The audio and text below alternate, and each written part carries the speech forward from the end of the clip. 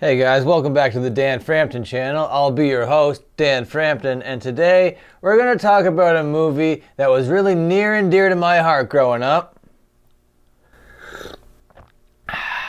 We're here to talk about SLC Punk, but not the first one, not the special one, not the good one. We're here to talk about the sequel, the second one called Punk's Dead, starring MGK, that came out in 2016. Now, if you're watching this video, you're probably very familiar with the movie SLC Punk. It is a cult classic. But do you know what isn't a cult classic? SLC Punk 2. Now let's start this story off a little bit. Back in 1998, this film, SLC Punk, debuted at the Sundance Film Festival and was seen as a pretty good movie. You know, it was alright, but it found its real audience in the punk scene of America. The characters were very unique. We loved the way that it spoke about the scene, and we loved seeing the coming of age of the characters in the film. It wasn't really the strongest story ever told, but it was strong enough to make you cry near the end. If you've seen the film, you know the part that makes everybody cry. But it was basically a story of these two friends in Salt Lake City, Utah, called Steve-O and Bob, and they were growing up. They weren't gonna be kids anymore. This is the iconic scene of Steve-O meeting with his family when he turned 18 to tell them how he really felt. So I thought we would just set the scene by watching this scene. My father was hell-bent on getting me to go to Harvard Law School like he had done when he was a kid. My father tried to get me to go right after I graduated high school. Thank you for giving us an hour of your time. Your mother and I found this to be rather important. You finished high school. Thank God. You finished high school. Thank God. I love that. Man, this movie is fucking so good. Now it's your time to do good. This rebellion thing you're going through, I understand it. That mohawk is fucking amazing. That jacket, those boots, they really nailed it. And Matthew Lillard, really great in the role of Punk. Much better as Punk than he was as Shaggy, in my opinion. Not completely, but I respect it. Now you should think about But I respect it. what is right for you. I mean, be free, darling. Always. Yeah. Be free, darling. Always. That's fucking amazing. Be practical, Steve. You got a chance to go to Harvard. You got me as an alumnus that can't hurt. But only if it makes you happy. Look, if you want to rebel there, you can do it. I was there. I went to Woodstock. You went to Woodstock. You can rebel. You can be a punk lawyer, Steve-O. Go be a punk lawyer. Why not? Me and the guys had a lot of fun. We did our thing there. We got behind some causes, though. We fought for some very strong causes. Collectively, we ended that goddamn war in Nam so that guys like you could be free. There's all these possibilities for you, Stephen. Carry the torch now, okay? I can see by looking at you that you're ready. Proud of the fact that you're an individual. Very proud. So proud. One thing, This is so fucking good, man. And the fucking sequel doesn't even come close to that, but we're not there yet. This may not be easy to hear, but the hair, maybe tone it down a bit. The whole thing that you're doing. In my day, it was, hair, long hair, beatniks, paisley, that stuff. And not liked, that kind of thing. This whole thing you're doing, this statement about the American Indian you're doing, I'm baffled. I'm baffled. And not just me. I mean, I'm saying regular guy in the street is going to be baffled too. And we're hip, we're cool. I love saying that to things that I don't really understand. Like, we're hip, we're cool, but we're just baffled. It's just those guys on the East Coast are never going to get it. They're not going to get this in New York. Oh no, on the East Coast, they will never understand that. I'm saying. Oh, Jesus. Darling, we sound like our parents. Yeah. It's difficult, dear. We just want to support you. 100%. Take the ball and run with it.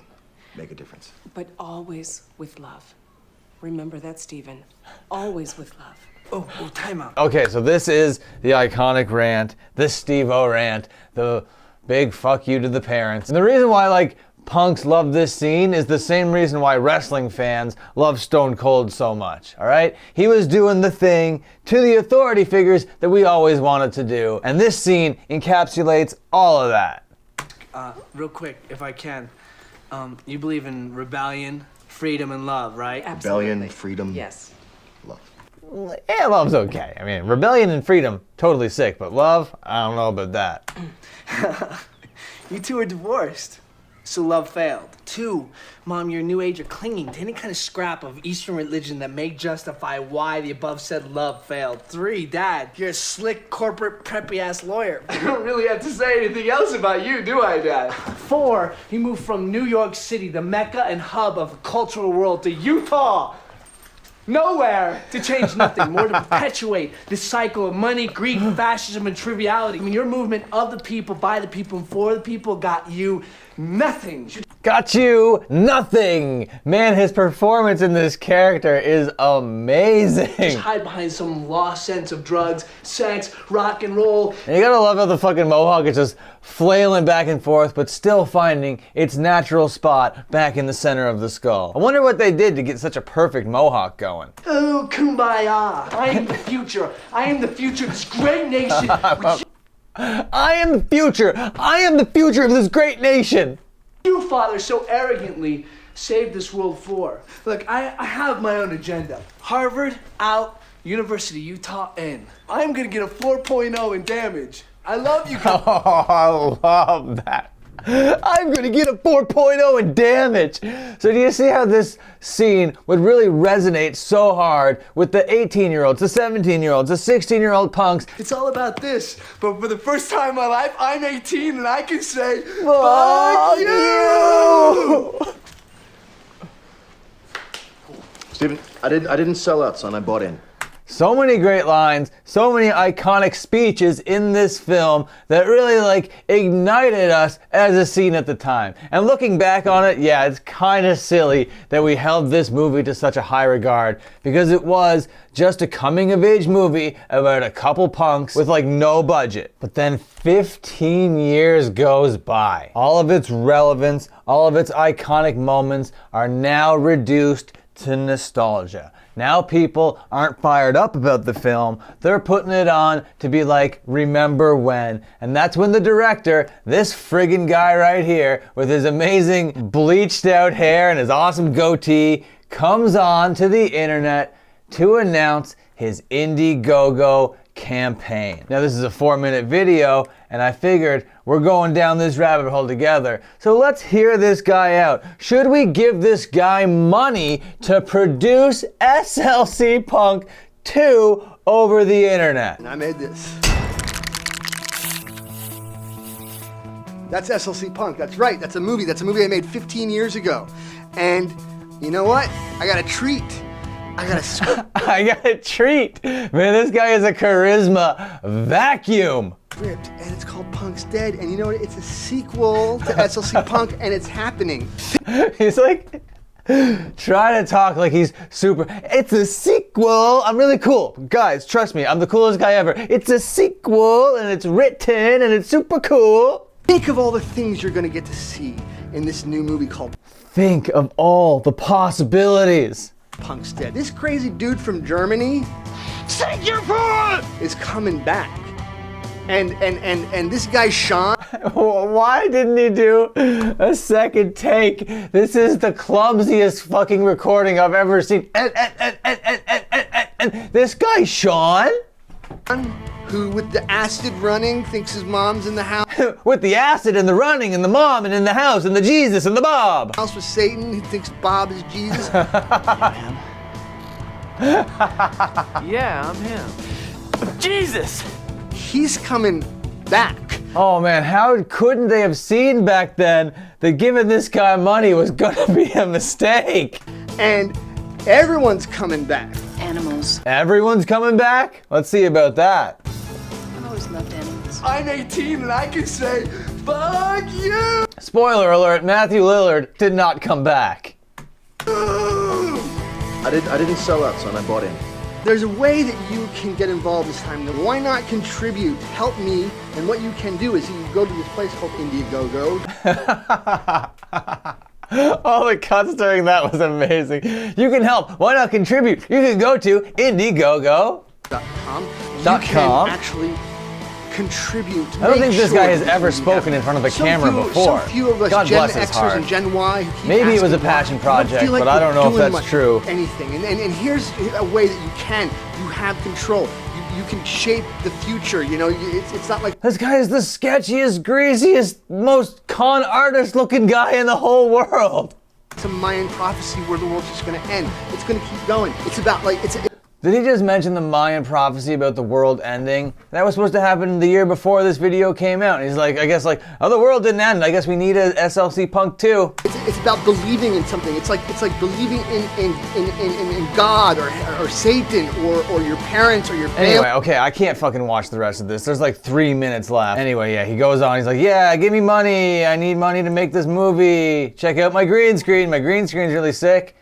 Let's get this thing on the hump, he says. And anyway, yeah, it really riled up a bunch of people, so much so that there spawned a really active Facebook group where fans would come to this group and share memes and share posts and share memories and screenshots and all sorts of stories about how much this movie meant to them and how much they're looking forward to the sequel, Punk's Dead, SLC Punk 2, starring MGK. Because they couldn't get Matthew Lillard, they needed some name recognition, and they were so lucky that they got MGK, Machine Gun Kelly. And this was before his whole pop punk Travis Barker phase. He was still very much a rapper guy at this point. This article from Alt Press was dropped in 2014, so a year after the drop of the Indiegogo. And as we know, it took years for them to raise the money, shoot this thing, and then get it out. And eventually, they had enough to put out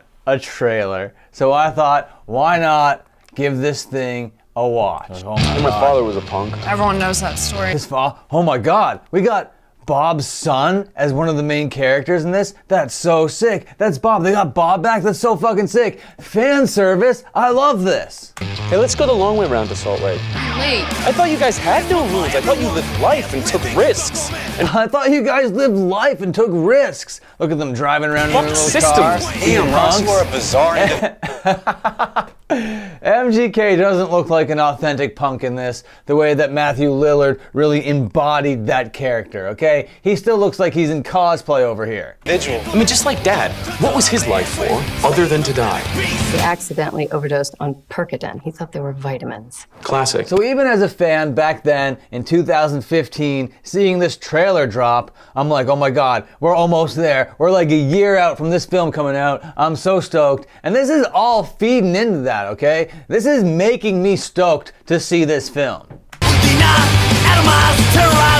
Even though I hate MGK, and the time that he was on the WWE, he got slammed through like a table or something off the stage, I love that because I am not an MGK fan, but I did get a little bit of respect for him for taking that bump on the wrestling program. How long has it been since you've seen Trish? Do you hear yourself? She's got a problem. Maybe I'm overthinking this. When Ross's mom gets a call saying, Ross is drinking, he's really drinking. My son doesn't drink. is there any more beer? What actually happened to my poor boy to make him become so melancholy on What actually happened? That's like Bob playing a parody version of Bob. That seems so forced. So now in this trailer, I'm like, I'm getting a little bit skeptical. such a fine spring day? No, I know what you're Oh my God, and that scene that just happened in this fucking thing is a scene that happened in the original movie. So they're rehashing fucking shit. Not a fan. thinking. You think I'm all screwed up because of some girl, but it is so much bigger than that.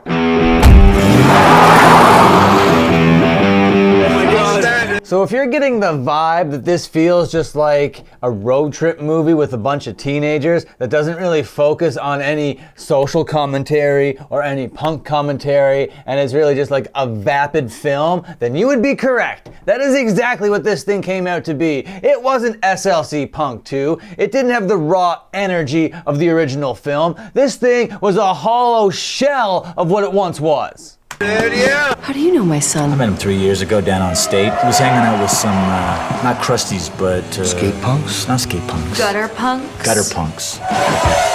You gotta watch out for them gutter punks. I had this cousin who was a full-blown Mormon, I'm gonna stop being aloof. Let's give that man a ride. and they found him in a hotel room Really hungry, you don't mind, do you? It's just mushrooms. with Oh my god, that's so brutal. Oh my gosh, it's just mushrooms. Hookers. Oh my god, there's drugs and drinking in this movie. And your Oh my perspective god, is your that's perspective, so and like if edgy you had and my badass. Meth hookers. People should sell this stuff. You make a fortune. At a bowling alley, busting out dance moves. That's exactly the kind of movie that this is. This isn't cutting. This isn't biting. This isn't edgy or revolutionary. This is a fucking pathetic attempt at rehashing something that you once had in the 90s and playing off of people's nostalgia for a payday. Absolutely pathetic. Shit, man. I'm worried. I can't imagine Ross at a punk concert. Just try and stay calm. Oh my god, I'm seeing characters from the first movie. That's so sick. I'll come by and pick you up and we'll go look for him, okay? That guy is not in the suit. It's fine, I'm like his uncle. Fucking uncle to him. Yeah, all the fucking characters from the original just feel like uncle characters. They're not there to do anything but service the fans and be like, hey look, we got the other guys. They're here just to be like old goofy uncle characters. Me too. I need to step back now. Run! Oh, shit! Bleeding heart, lefty drug addict. You make me? Who makes these people? I will run you through with my blade. Why am I hearing about this for the first time? Oh my god. Punk's dead. So fuck you. I was like, am I the only one that thought that this movie was whack, bullshit, and full of shit? I don't know, man. Let's check out some reviews. Let's go to Rotten Tomato for a little bit. And we're like, holy shit, audience score out of 100 plus ratings is an astonishing 35%. So I guess 35% of the people were tugged on their emotional nostalgia strings enough to be like, okay, I guess I'll give this a positive score. So yeah, to say that the fans felt a little bit ripped off after getting this movie is putting it mildly. It doesn't feel like a sequel to SLC Punk. It feels like a completely different film, and it feels like the director just used the name of SLC Punk to get money from the fans of the thing that he created. That is the only worthwhile thing that he's ever done. So that's SLC Punk 2, Punk's Dead. I bet you forgot about it, but if you didn't forget about it, I want you to tell me down below. Did you even see it? Did you watch it? What do you think about it? And before you leave, just pop a like on this video, subscribe if you haven't, and until my next upload, watch another upload.